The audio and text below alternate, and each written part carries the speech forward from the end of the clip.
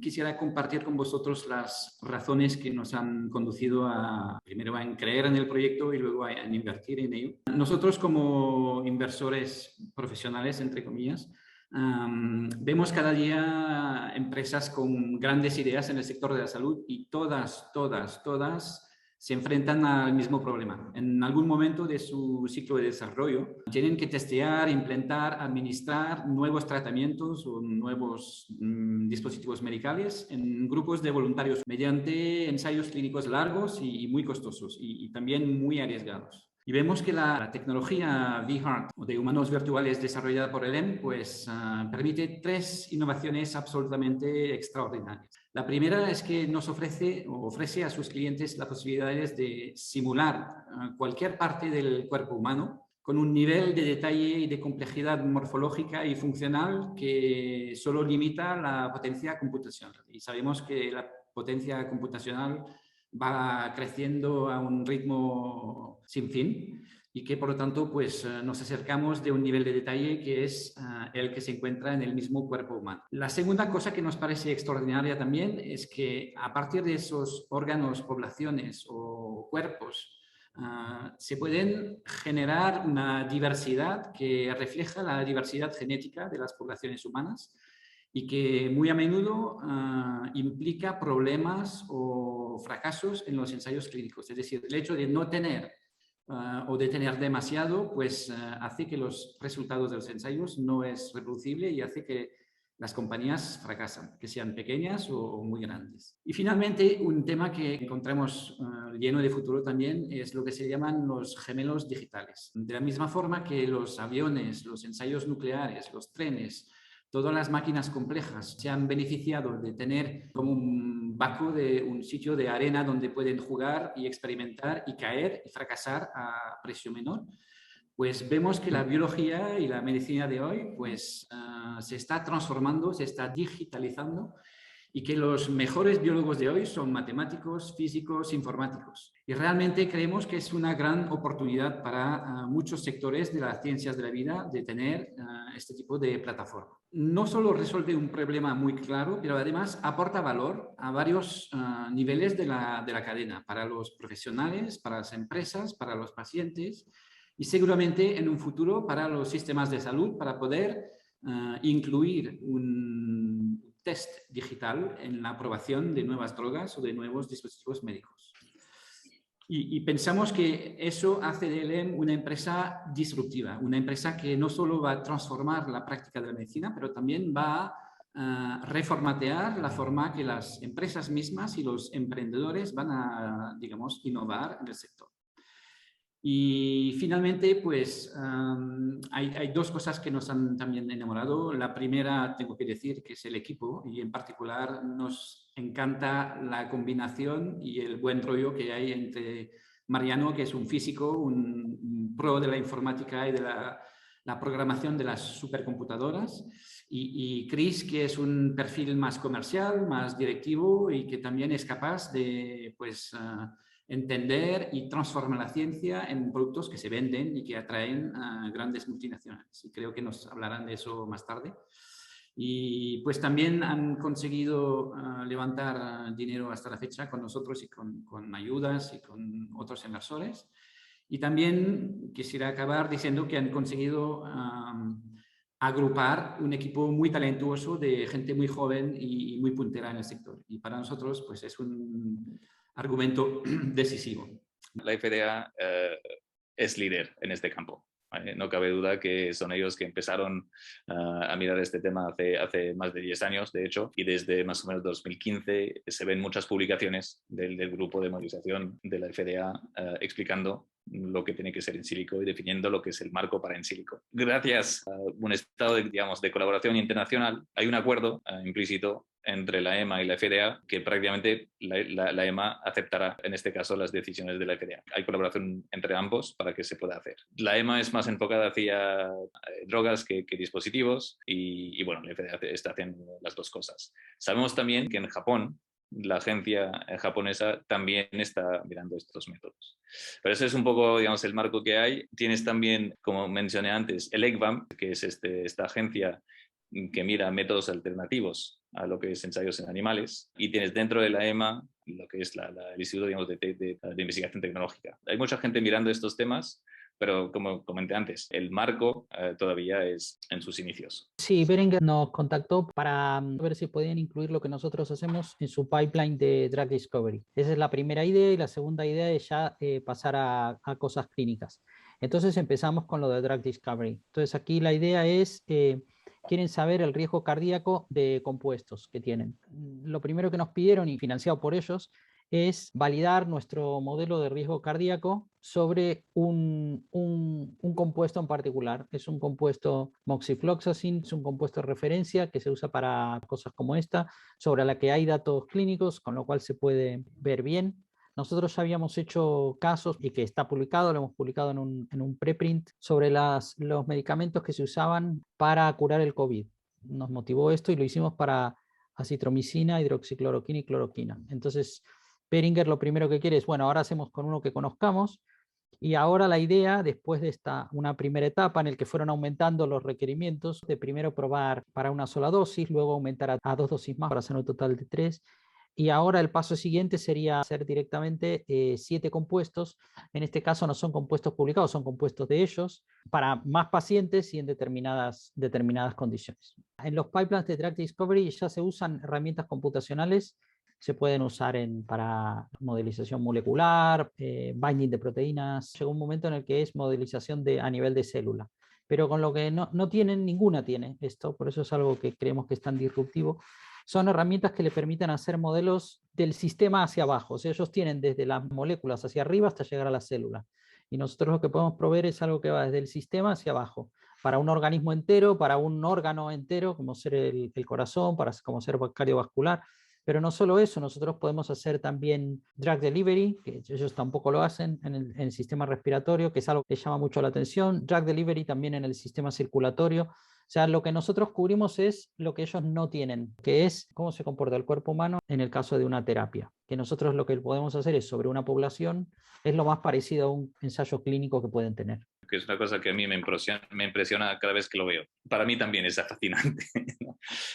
Pero cuando medimos el riesgo cardíaco a nivel de órgano, claro, todo lo que tú puedes hacer con un modelo celular te da una perspectiva, pues, cómo va a cambiar el comportamiento de la célula cuando le administras una dosis o más de una droga. Cuando haces el órgano entero, ya puedes empezar a establecer el tipo de riesgo proarrítmico inducido por el tratamiento. O sea, quiere decir si son aritmias, si son taquicardias, si tienes una torsade de Pointes, si tienes... Y esto es una cosa que si no tienes el órgano, no puedes.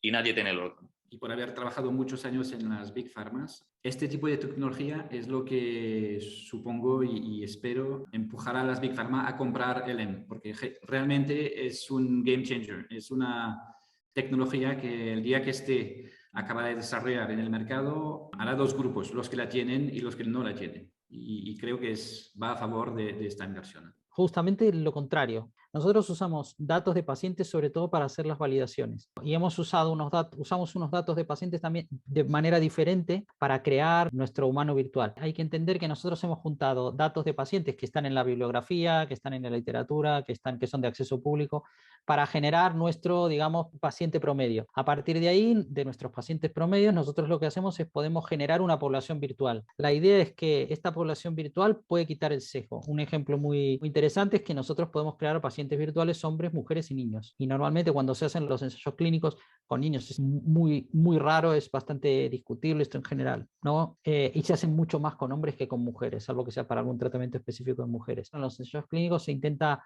tener una población con poco bias, pero esto es muy difícil de tener. Entonces, al contrario, nuestros sistemas permiten quitar este bias. No, nosotros no, porque nosotros lo que hacemos es a nivel tejido hacia arriba, digamos, celular, tejido, órgano. Entonces, todo lo que sea más a nivel proteína, más molecular, esto no lo hacemos nosotros. Dicho esto, hay un link entre las dos cosas. O sea, nosotros podríamos trabajar como una capa por encima, ya sea en colaboración o con un partnership, como sea, con alguien que haga esto. Las simulaciones es algo que se usa en muchas otras industrias. Por ejemplo, un caso típico es el del crash de los coches. En los coches se hacen ensayos de choques, principalmente de 2 formas. Una forma es con un experimento, que es que ponen un coche, un muñeco y lo chocan contra una pared. y otra forma es mediante un modelo computacional.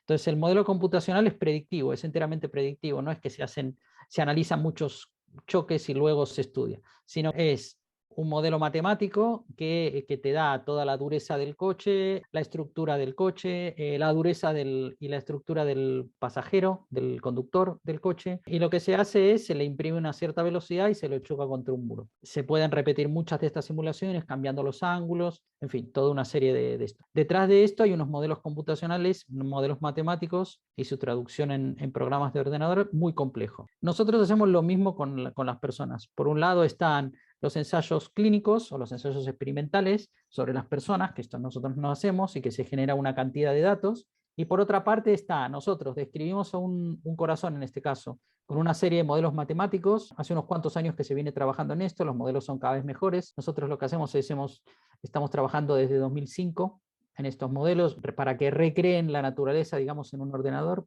Entonces, esta es una descripción de una persona, una descripción matemática, se traduce en un modelo de ordenador y se hace una simulación predictiva. Se dice, pues le pongo un marcapaso en un lugar, quiero ver cómo responde mi humano virtual.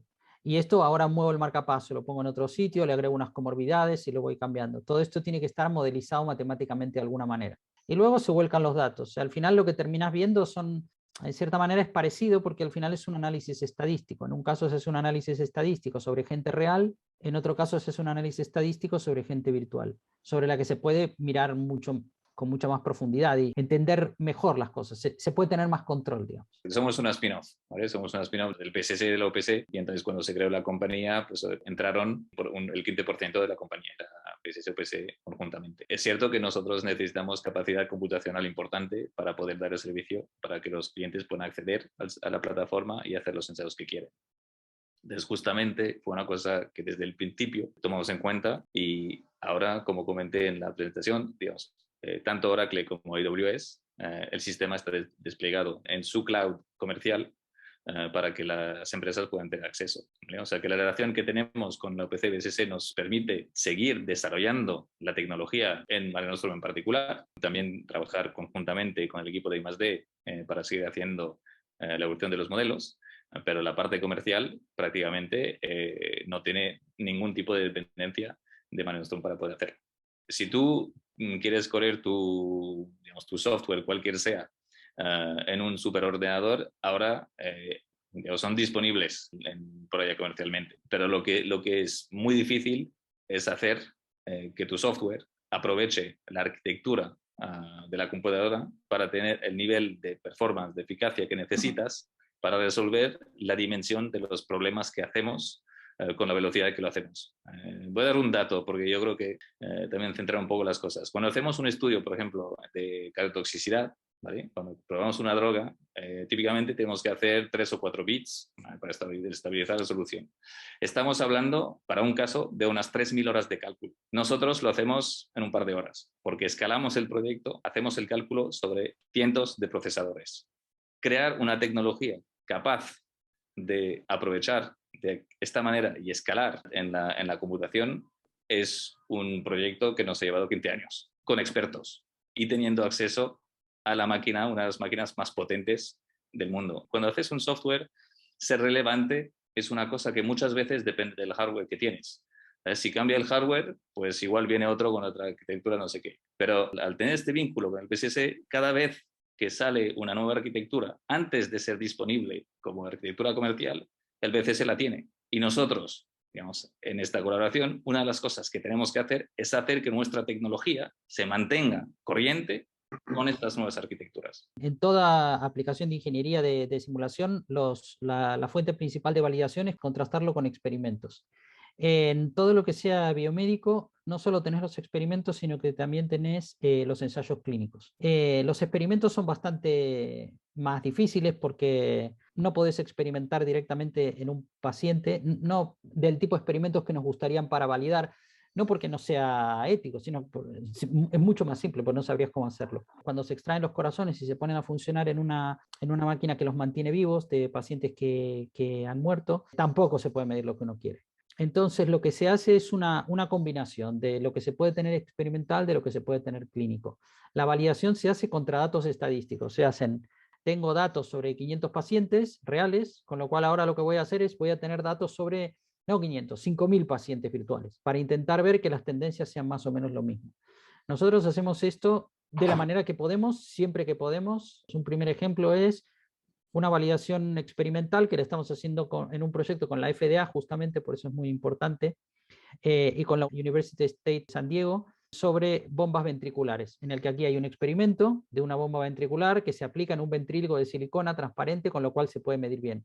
Y nosotros lo que intentamos hacer es reproducir el experimento y ver que tenemos resultados parecidos, otra vez, comparando estadísticamente, corriendo el experimento muchas veces, haciendo variaciones como si fueran pacientes, y nosotros lo mismo. Otro ejemplo, un caso clínico, de validación clínica. Lo estamos haciendo con el San Pau. El San Pau tiene datos de unos pacientes a los que les hace rutinariamente unos estudios, y nosotros usamos estos estudios para generar nuestros pacientes virtuales parecidos a estos pacientes, ponerles un marcapaso de la misma manera que le ponen ellos y medir antes y después del marcapaso en nuestra simulación. Y ver que estadísticamente tenemos la misma tendencia con estos pacientes. Un tercero, cardiotoxicidad. Para la cardiotoxicidad, lo que hay unos datos publicados. En particular, cuando uno hace un electrocardiograma, los fármacos que son proarrítmicos lo que tienden es estirar el electrocardiograma, cambiar la morfología.